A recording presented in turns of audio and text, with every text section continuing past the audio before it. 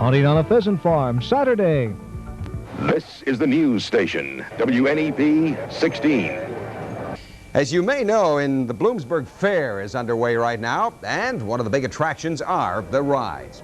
But what about ride safety? Karen Harch is at the fair. She's live now with that story. Karen? Nolan, amusement rides are at just about every fair and every carnival, and there are about 40 right here in this section of the Bloomsburg Fair. In fact, right behind me you can see the Tilt-A-Whirl. Now that happens to be one of my favorite rides. But did you know in Pennsylvania there are no laws governing amusement rides? But right now there's a bill in our State House of Representatives that would give the government the responsibility of regulating the rides.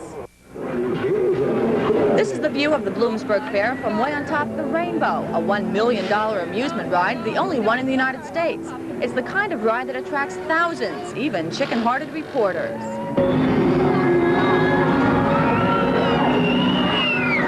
Amusement rides. They're fast, they're loud, they're fun, but are they safe?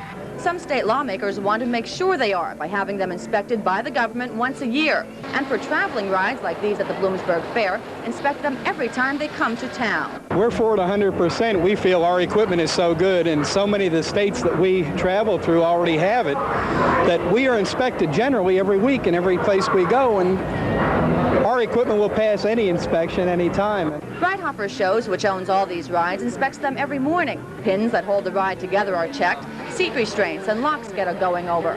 Workers here can't remember the last time they had a serious accident on their rides. And accidents are something the riders don't seem to think about. Do you think these rides are safe? Yeah. Why? I don't know, they're fun. Do you think these rides are safe? Do they bother you at all?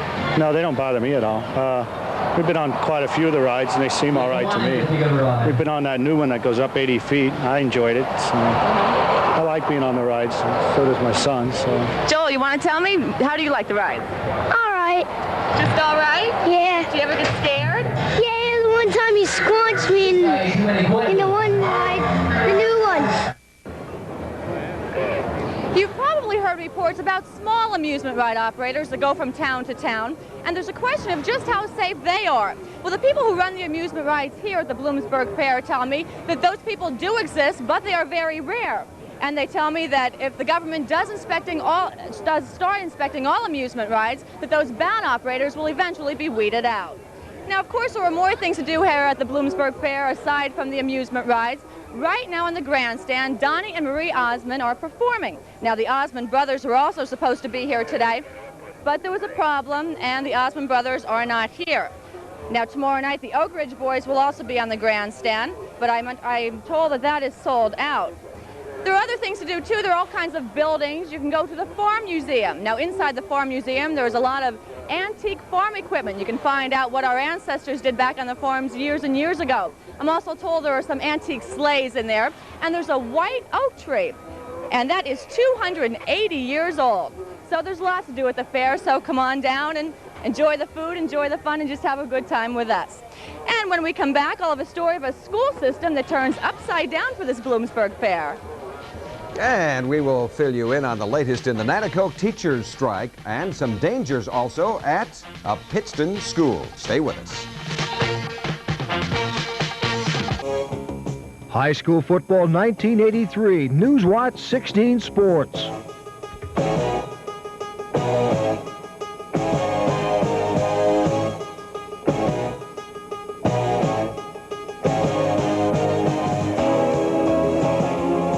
High school football, all the highlights, all the scores on Newswatch 16 Sports Final, Friday night on Newswatch 16 Update. Teachers in Nanticoke have resumed their selective strike of the Nanticoke Area School District.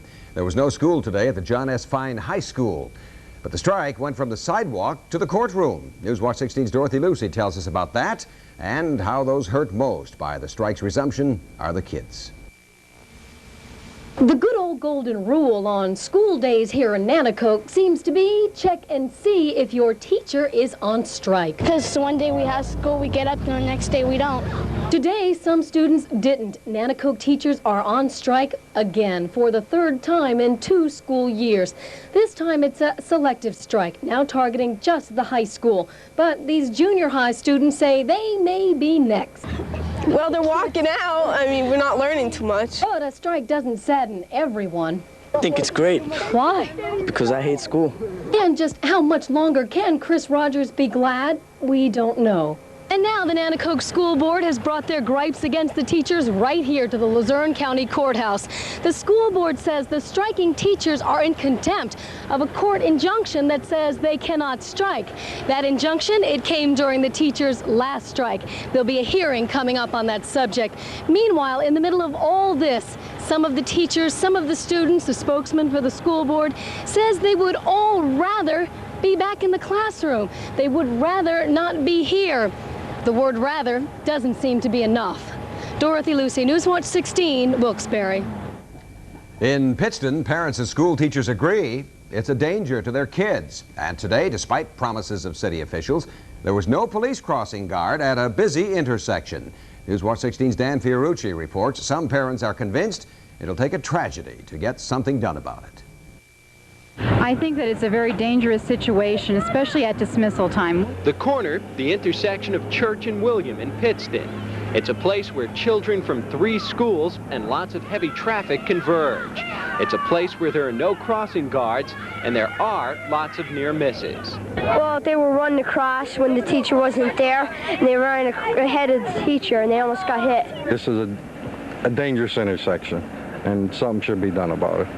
Something was supposed to be done. City officials promised to post a policeman here. But again today, he didn't show up. No, we can't depend on them, especially if it's raining or it's cold. You know, they're not here.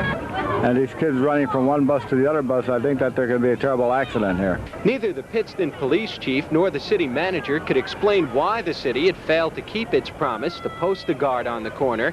And late today, neither was available for an on-camera interview. By 2:30 today, the rush of school children was pretty much over. But no official school crossing guard had ever showed up to cross any of the children. Everything ended safely today, but parents are still worried about tomorrow and the day after that.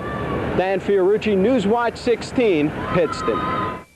Newswatch 16 continues with some splendid weather across the Commonwealth. And Tom Clark, our own meteorologist, has the fair forecast. Hi, I'm Dave Lettieri from Scranton.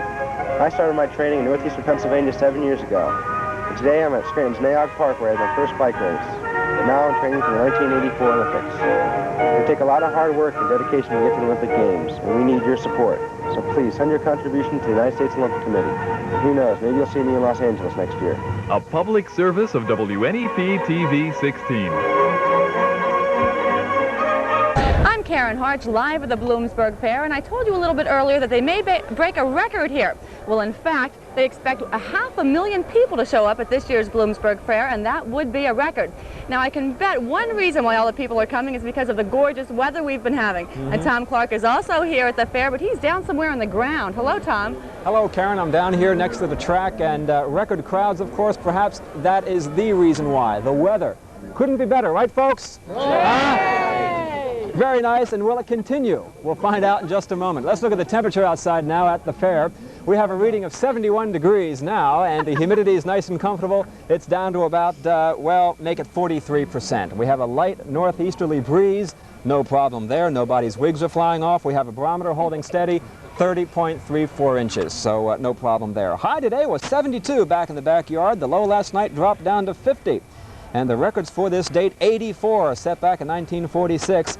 The record low, 30, 1957. Now, let me show you Newswatch 16's color satellite picture taken this afternoon from 22,000 miles in space. And looking off to the right of that picture, you will see a lot of cloudiness off the eastern seaboard, and that is Tropical Storm Dean. Now, that is a storm with winds of 55 miles per hour, and it's now 270 miles southeast of Cape Hatteras, and it's moving towards the northwest, towards the coast. So we'll be watching it very closely over the next couple of days. Winds now 55 miles per hour, whipping up 12-foot waves near the center of that storm. I think we will definitely see some clouds over the next couple of days from that tropical storm. A lot of clear air now, though, from New England all the way down to Texas, and that's going to tend to block that storm from quickly moving up over Pennsylvania. But it's snowing now over the mountains of Montana with temperatures in the upper 20s. No snow in our forecast, a lot of sunshine though, and we'll get to that right now. For tonight, we have clear skies overhead. Some fog will form towards morning. Low temperatures around the viewing area will be in the upper 40s to near 50 tonight. And then for tomorrow, another sunny day coming tomorrow. Temperatures will be going up into the lower 70s. No rain tomorrow. A great day to come to the fair. High temperature here, 76 degrees for the high tomorrow. Now let's go ahead and look down the board. Moving ahead to Friday, some sunshine, some high clouds. Temperatures near 70. It will cloud up over the weekend. From that storm to the south, we'll update the situation for the weekend tonight at 11 o'clock. And now I throw it back to Karen, and I'll tell you, Karen, I'm going to be grabbing myself a huge jug of apple cider in just a moment. I'm going to join you in a few minutes. Thank you, Tom. Okay. And I'll be back later with more from the fair, and Joe Zone is next with Popping the Corks in Philadelphia. And Joe introduces us to some juvenile offenders who are turning their lives around through football. How high will you try? $16,000 can be yours weekdays at 4. Well, let's find out a little bit about what's happening at the fair, as we're having some more problems with a little bit with Larry Holmes and Joe Zone. We'll see if we can bring that to you as soon as we can. Right now, back to Bloomsburg and Karen. Karen? Well, Nolan, you know, people from all over the place come here to the Bloomsburg Fair. A lot of people from northeastern and central Pennsylvania, but also people from out of state. Earlier today, I talked with some people from New York and from New Jersey. So it's not just a local thing. People come from all over to be here at the fair. And I understand Newswatch 16's Craig Stevens is down on the fairgrounds with some of those people. Craig? That's right, Karen. Hi, where are you from and what's your name? Mifflinburg, PA. Mifflinburg, Pennsylvania. What brings you here to the Bloomsburg Fair? Just everything. Everything, Games huh? and things. And your name?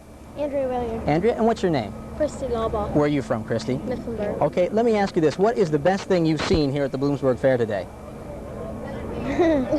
Any ideas? No? How about you? What's your name? Jim Lawball. Jim, where are you from?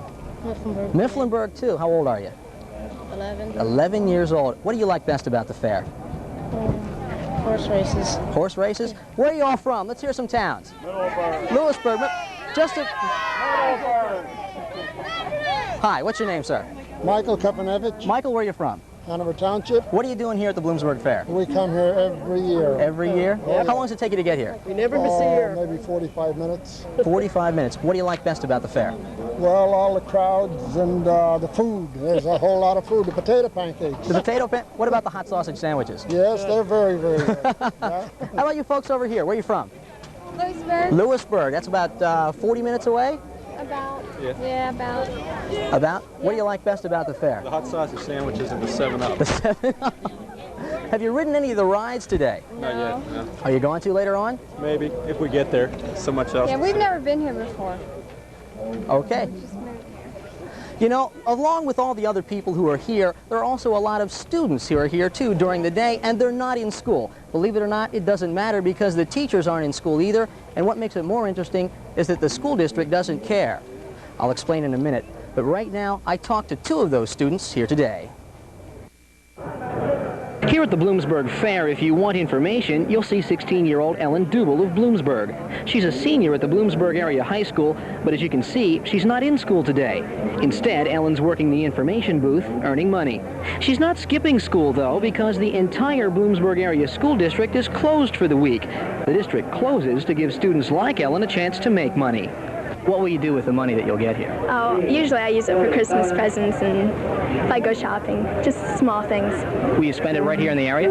Probably. 17-year-old Jay Steely is another high school senior making money here. It's the 2nd year in a row he's worked the pony ride. Jay will make between $150 and $200 this week while he's not in school. Hundreds of other students like him do the same. Of course, they all had to start school a week earlier than everybody else to get this week off, but he doesn't mind. I think it's good because so many kids wouldn't even go to school anyway to work here. So I think it's good that we have off. More important, all the money that those students make is going to be spent right here in Lycoming County, or rather Columbia County, along with all the money that these people spend here, and that means literally millions upon millions of dollars of impact right here. Karen, back to you. Well, thank you, Craig. That's pretty interesting. They don't even have to play hooky to come to the fair. That's great. And that's Newswatch 16 for today from the Bloomsburg Fair. Nolan? And Karen, we don't want Joe to play hooky today, so let's find out if we can go back once again to his live report with the champ, Larry Holmes. Joe, where are you? Thank you very much, Nolan. I think we've got some audio now. I'm here with Larry Holmes. He's in town because his brother is fighting tonight. Mark, he's here to see a real nice fight card. We're going to ask Larry a couple of things concerning the heavyweight division. Does it change very much when a Coetzee knocks off the Dokes like 2 weeks ago? Not really. You know, I think the people realize there's only one champion. They have realized it for a number of years now that it's only one champion, and that's me. Coetzee have to prove itself. Of course, he's going to holler he wants Larry Holmes because he wants the recognition, but we don't pay that no mind. If they really want me, let them come up with the dollars that they're offering. What kinds of offerings are there? I mean, does he want you bad enough? Is he saying, we want you and here's what's on the table? Well, you know, he keeps saying that he wants to fight Larry Holmes. Okay, I got a few calls talking about they want to give me $150 to $200 million. If they want to give that, put it up, put the money where their mouth is, and we'll go over to South Africa. We'll knock him out in front of his brothers and his sisters and everybody else. We have to knock him out in front of. But this is the way I guess boxing is. That everybody wants a part of the champion, the true champion, and the only way he can get some recognition is by mentioning me. Okay, you got your brother on the card tonight. You're going down to watch him. What do you expect to see in that fight? I don't really know the other guy that he's fighting, but, you know, everybody gets up when they're fighting a Holmes, especially a brother of mine, because, you know, they have everything to gain and really nothing to lose. So he's going to be up to fight Mark and try to take Mark out of that position so he can be in the same position as Mark in. So I'm looking very forward for a good fight. Mark got to be ready, you know. I can't fight for him. I only can tell him what to do from ringside, but I can't do it for him. But if he's not ready, that's on him. Okay, thanks very much for being with us and enjoy the fight tonight. Thanks for coming to Scranton again, champ. 2 minutes up already? Yeah, that went pretty fast. We lost some of our time. Thanks very much, champ. Okay, Larry Holmes talking about what his future plans are. Don't hurt me, please. He is that tall, too, folks, believe me. The Phillies won today. They're not clapping for me. The Phillies won today. By the way, they clinched the division, and we'll have more about that tonight on the update. I could have been a baseball player, too. Okay, why don't you throw it back to Nolan? Back to you, Nolan. Okay. Thank you very much, Mr. Holmes. And that is our report for this day. Karen Holmes has been live. Karen Holmes has been live. Let's see, we'll call him Larry Holmes with the champ. And Joe Zone has been live, and Karen has been live at the Bloomsburg Fair. So I don't know what my name is, but I think it's Nolan Johannes, and we want to invite you to stay with us for the update tonight at 11, when, on the update, we'll be telling you about a school building that might be threatened by some old mines. For the entire team, have a good evening.